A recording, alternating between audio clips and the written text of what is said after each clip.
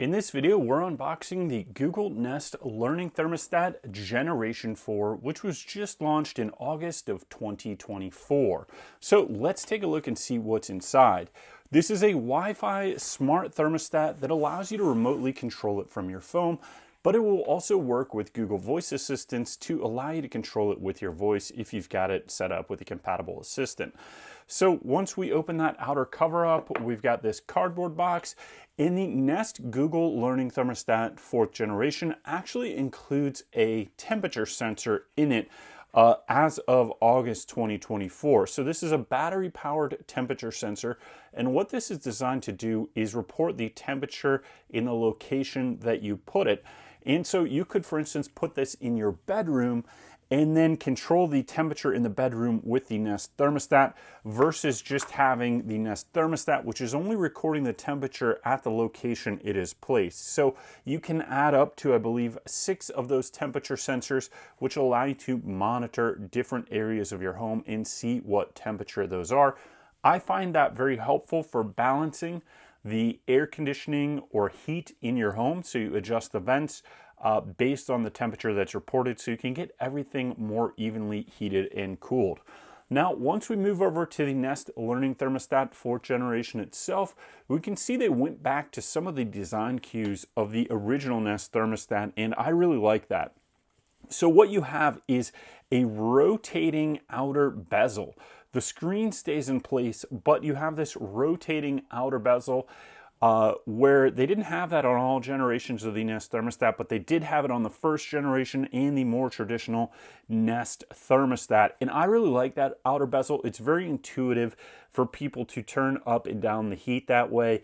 And that's how a lot of old thermostats functioned. So it's very familiar with people and intuitive. I like that. And then you have the press to make a selection. So it is a tactile feedback. You just press right here, and that allows you to make a selection of whatever you're using on the Google Nest Thermostat Gen 4. And then you can rotate up and down through the menus using that outer bezel. It feels really clean, really well built and high quality. The bearings in there just have a nice slick feel to it. So that's really nice. It rotates very easily, but not too easily. It'll stay in position wherever you place it and just gives it a premium look and vibe. And then what they chose to do is on the back here, on the older versions, this rear piece was the same size as the Nest thermostat. They've significantly shrunk that. So now the Nest thermostat is going to more or less kind of like float on the wall. You won't see that rear piece at all unless you're looking from the side. From the front view, it basically just looks like this is floating, and then there'll be a little shadow behind it because you've got, I would say that's probably 3/4 of an inch of that mounting standoff bracket right there. So let's open it up and see what else is inside of here. We've got our Nest thermostat, our Nest temperature sensor right here. And then we've got inside of here the mounting plate. And I think this deserves some discussion.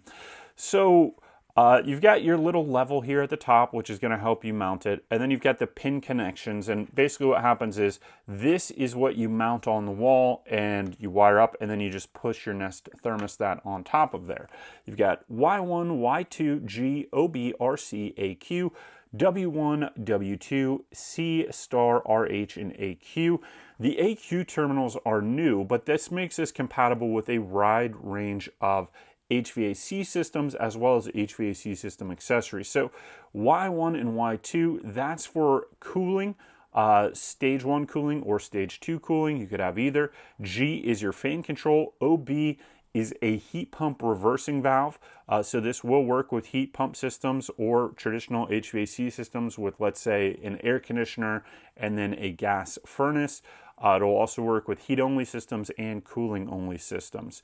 You've got your RC terminal. So that would be if you've got a dual fuel system where you've got 2 separate systems sometimes, and RC would be power for your cooling. AQ minus and AQ plus, that is for either 1 wire or 2 wire accessories like an outdoor air vent that you could wire up to this. Newer houses a lot of times will have an outdoor air intake that is part of the HVAC system, designed to pull in more air, because in older houses, they were just designed in a way where they were more porous, where air was creeping in. But if you're building a new house or you've been in a new house lately, a lot of times what they'll do is called a blower door test. And that actually measures how much air will escape or enter from the outside while your HVAC system is running, and it's designed to make your home more energy efficient. The downside of that is that you have less air exchanges within the home of fresh air, so you need an air vent, and they're upgrading Nest thermostats to be able to have those air vents open or close and just pull in fresh air. So that is a nice feature as homes evolve, that these smart thermostats are evolving, and that's not something that was always around. So a lot of newer homes will have those outside air intake vents that will allow you to have fresh air, and that's just a newer phenomenon of having houses that are sealed up tighter than previous generations of houses. Your RH, that is for your power, or your power for your heating system, or a lot of systems you'll just need just the RH for power. Star, that's also accessories. You could have a humidifier, dehumidifier. The AQ also lets you install other accessories in there.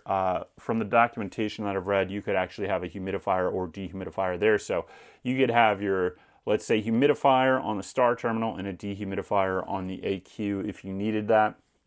Your C terminal, that's a common wire terminal, and that sometimes is needed, sometimes not needed. If you've got heat-only systems or cooling-only systems, they say you do need that wire.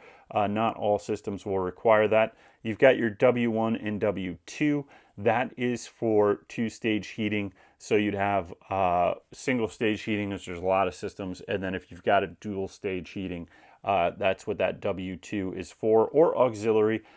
If you've got something like a heat pump where maybe you've got electric auxiliary heat, that's what that could be for as well.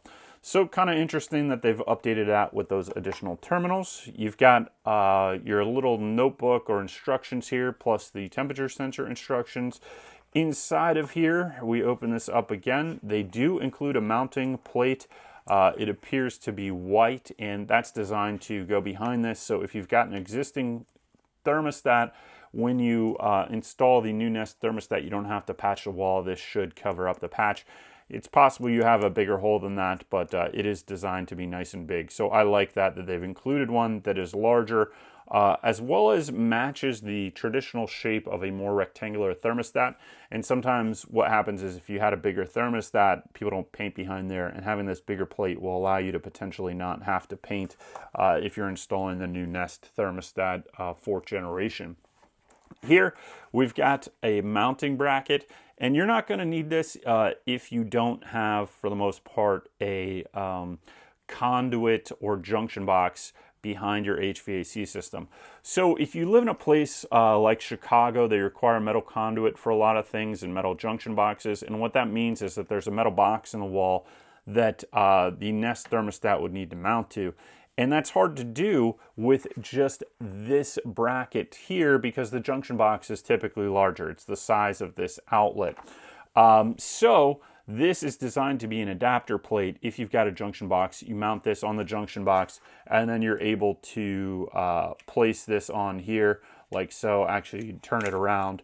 You place it like this like so, and then you can mount this right here on top of that metal junction box. So places like Chicago, this is very handy, or if you live in another jurisdiction that has metal junction boxes. There's a lot of them, but I'm not sure of all the jurisdictions that have metal junction boxes for the HVAC system.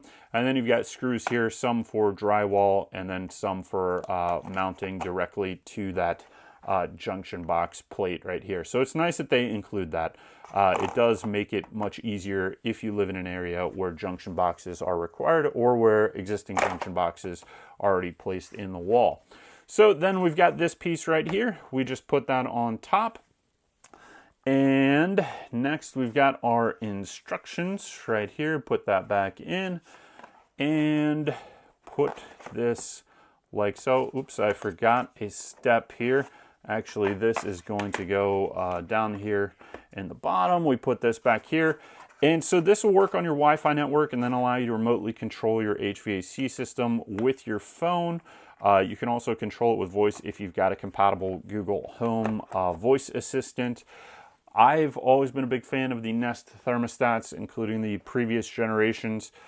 This does work on the Google Home app and Google Assistant app versus working on its own Nest app. The original Nest worked on its own Nest app, and then now they've converted it all over to Google Home so that this will work with other Google Home devices within your network.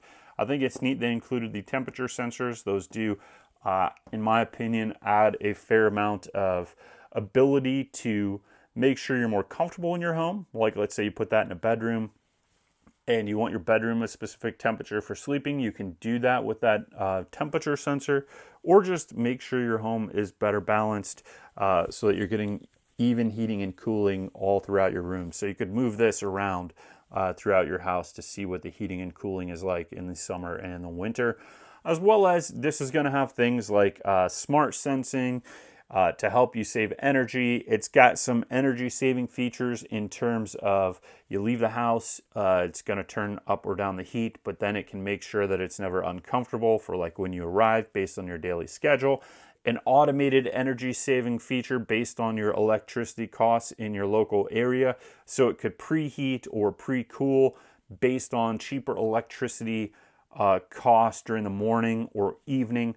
If you live in an area that has variable rate electricity, not everybody has variable rate electricity, but in some areas it is, where there's higher demand during the day. So they encourage you to use the electricity either in the evening or the morning when there's less demand.